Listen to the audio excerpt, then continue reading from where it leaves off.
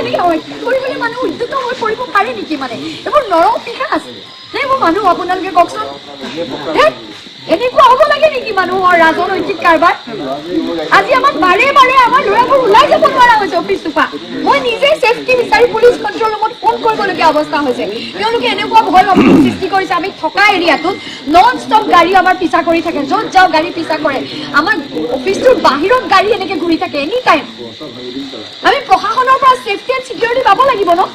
আপুনি যদিও নিৰ্বাচনত অৱতীৰ্ণ হৈছে, যে এনেকুৱা নিৰ্বাচন আগতে আপুনি দেখিছে যে তুলনামূলকভাৱে এই হিমন্ত বিশ্ব শৰ্মাৰ নেতৃত্বত যিখন চৰকাৰ চলি আছে, এই সময়ৰ যিটো নিৰ্বাচন, পূৰ্বৰ নিৰ্বাচনতকৈ একেটা দিনতে এনেকুৱা ধৰণৰ বেছি ঘটনা ঘটিছে নেকি? চাওক দেই, আমি অখিলদাৰ নিৰ্বাচনতো, একৈছৰ নিৰ্বাচনতো কাম কৰোঁ।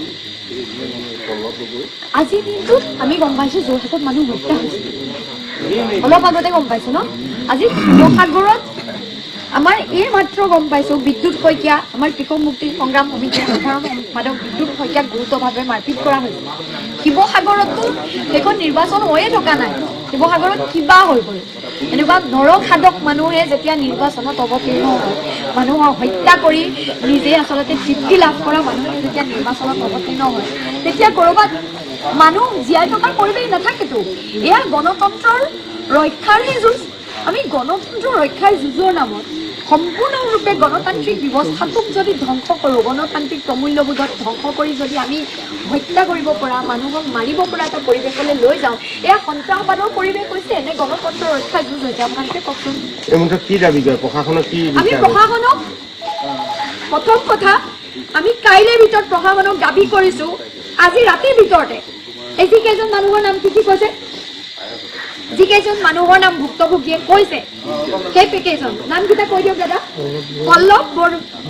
পল্লৱ গগৈ, জিন্তু ভৰালী, ৰমা বৰা, যিকেইজনৰ নাম প্ৰত্যক্ষদৰ্শী ৰাইজে কৈছে, যিকেইজনৰ নাম ভুক্তভোগীয়ে কৈছে, এই ৰাতিৰ ভিতৰতে তেওঁলোকক এৰেষ্ট কৰিব লাগিব।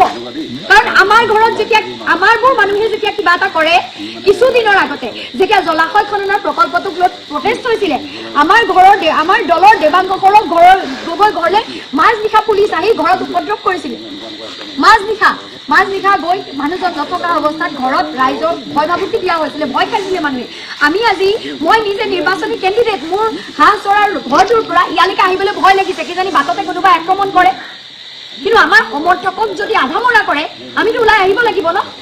বাটত আমাক কোনোবাই যদি গুলিয়াইও মাৰে, তেতিয়াও মোৰ বাবে যদি কোনোবাই কষ্ট কৰিছে, মোৰ বাবে যদি মোক ভাল পাই কোনোবা ৰাইজ ওলাই আহিছে, সেই ৰাইজক যদি কেৱল মোক সমৰ্থন কৰাৰ বাবে হস্পিটেল গৈ থকা অৱস্থাত যদি তেওঁক এনেদৰে মাৰিবলৈ, সম্পূৰ্ণৰূপে হত্যা কৰিবলৈ ষড়যন্ত্ৰ কৰা হৈছে, মই মোৰ বুকুত গুলি পাতি হ'লেও, বুকুত গুলি মাৰিলেও মই ওলাই আহিম।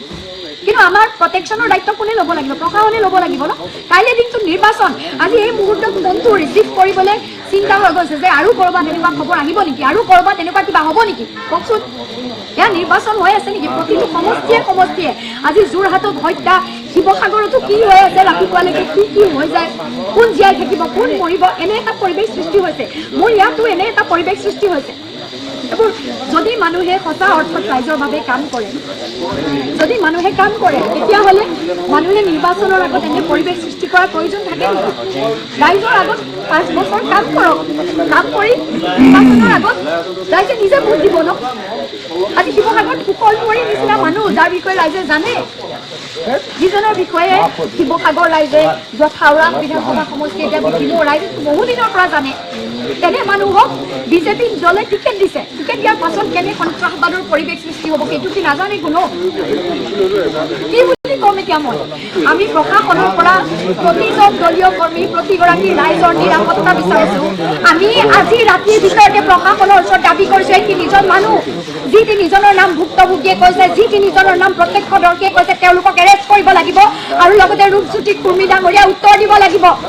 ৰাজনীতিৰ নামত এই নৰপিশাচমুখী যাত্ৰা তেওঁলোকে কেলে কৰিছে? ৰাজনীতিৰ নামত এনেকুৱা উদ্ভণ্ডালি, এনেকুৱা মানুহ হত্যা কৰিবলগীয়া পৰিৱেশ এটা তেওঁলোকে কেলে সৃষ্টি কৰিছে? আমি মূল্যবোধৰ ৰাজনীতি কৰিবলৈ ইয়াত চেষ্টা কৰি আছিলোঁ। কোনো দিন তেখেতক কোনো ব্যক্তিগত আক্ৰমণ তুচ্ছতাচ্ছিল্য কৰা নাই, কৰিছো নেকি কওক? আমি যুক্তিৰে কৈছো, কি কাম কৰিম সেয়া কৈছো, কি সমস্যা আছে সেয়াও আজি কৈছো। তেখেতে কি কাম কৰিছিলে সেয়া ক'ব লাগিছিলে, কি কৰিলে বিগত সময়ত সেয়া ক'ব লাগিছিলে। আজিৰ দিনটোত আমাৰ কোনোবা দলীয় কৰ্মী যদি বেয়া কিবা কৰ্মত লিপ্ত হ'লহেঁতেন তেতিয়া কিবা প্ৰশ্ন উঠালেহেঁতেন, আমি ক'বলৈ নাযাওঁ, হয়নে নহয়? আমাৰ দলীয় কৰ্মী, আমাৰ হাতত পইচাও নাই এনেকে বিলাই কৰিবলৈ। আমি সাধাৰণ ঘৰৰ মানুহ, আহিছো প্ৰথম নিৰ্বাচন খেলিবলৈ, নতুন মানুহ। কিন্তু এনেকুৱা এটা প্ৰত্যুত্তৰ দি নিৰ্বাচন কি জিকিবহে আপোনালোকে?